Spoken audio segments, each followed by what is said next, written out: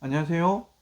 다시 한번 건강한 교회를 찾아서 이 강의, 채널을 찾아주신 여러분을 환영합니다. 지난 시간까지 우리가 본 것은 건강한 교회란 가르쳐 지키게 하는 교회, 그러니까 지키는 것을 잘하는 교회라고 배웠습니다. 이것을 통치권이라고 했는데, 통치권의 두 번째 시간으로 지난 시간에는 어떻게 하면 잘 지킬 수 있게 하는지를 우리가 배웠다면, 오늘 두 번째 시간으로는 만약 그렇다면 교회 안에 교회의 가르침을 지키지 않는 사람이 나왔을 때 어떻게 해야 될 것인가 라는 부분들을 살펴보려고 합니다. 교회가 가르치는 바를 지키지 않는 그런 신자를 향해서 교회는 치리를 할 수 있어야 된다라는 것이 오늘 우리가 배울 내용입니다.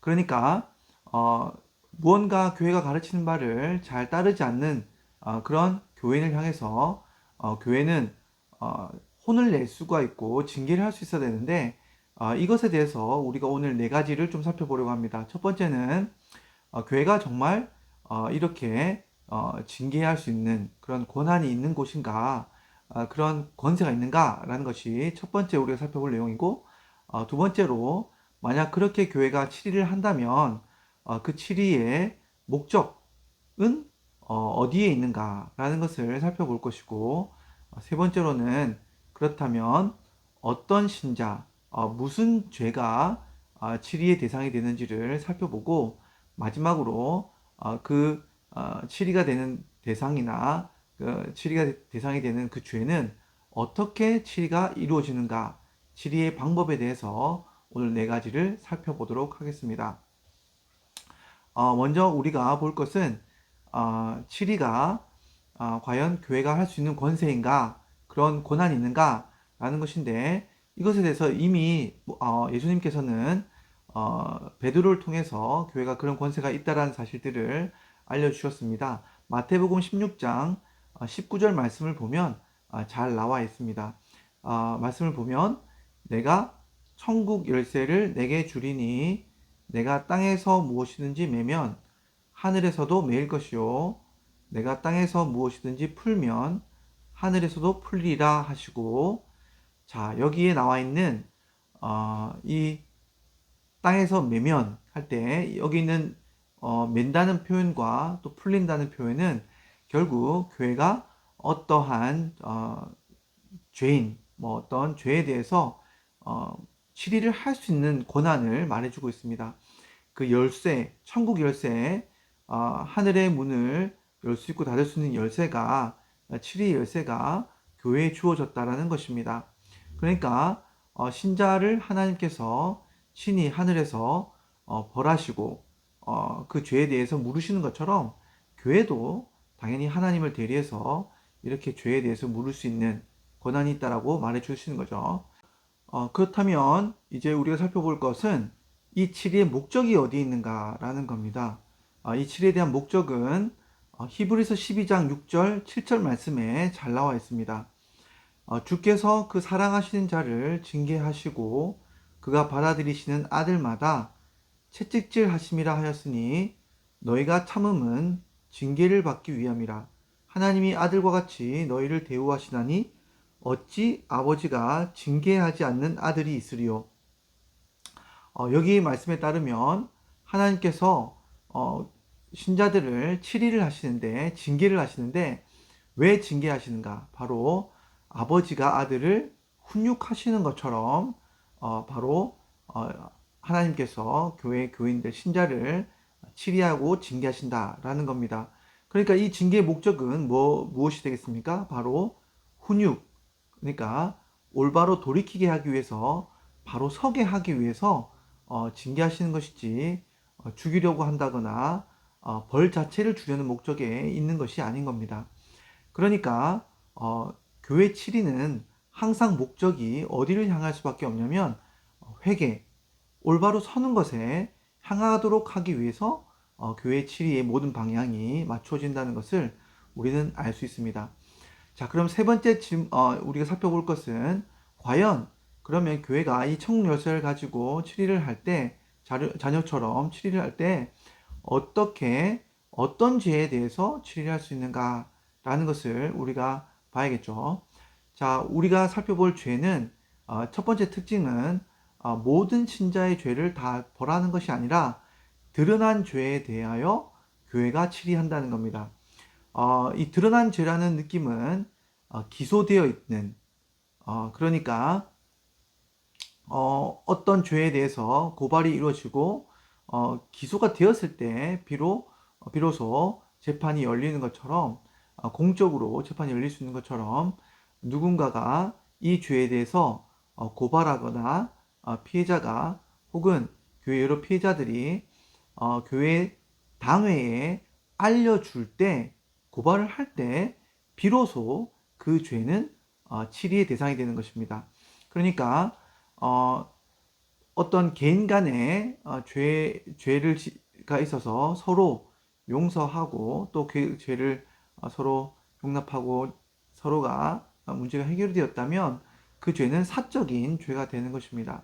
근데 반면 어떤 죄에 대하여서 한두 사람이 가서 이야기를 했는데도 불구하고 그 문제가 해결되지 않고 그 가해자가 전혀 회개하지 않을 때 그래서 당회에 고발이 되는 그 시점에 바로 교회는 공적으로 나서서 그 죄를 치리할 수 있는 개입할 수 있는 여지가 생기는 것입니다.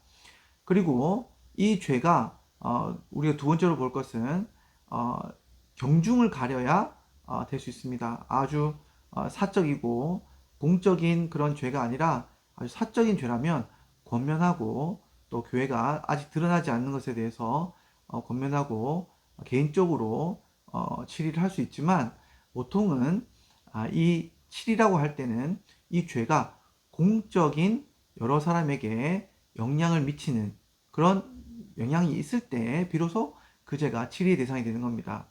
드러날 뿐만 아니라 또 공적으로 여러 사람에게 피해가 있을 때 그 죄가 그렇게 치리의 대상이 되는데 여기엔 두 가지 공적인 측면이 있습니다. 첫 번째로는 실제적인 윤리적인 그런 여러 명의 피해자가 있는 것. 예를 들면 돈 문제라든지 성적인 문제라든지 또 이런 폭력적인 부분이라든지 실제 여러 부분에 있어서 공적으로 드러나는 어떤 일들이 있을 때 그 일들은 드러난 죄로서 그런 치리의 대상이 되는 것입니다.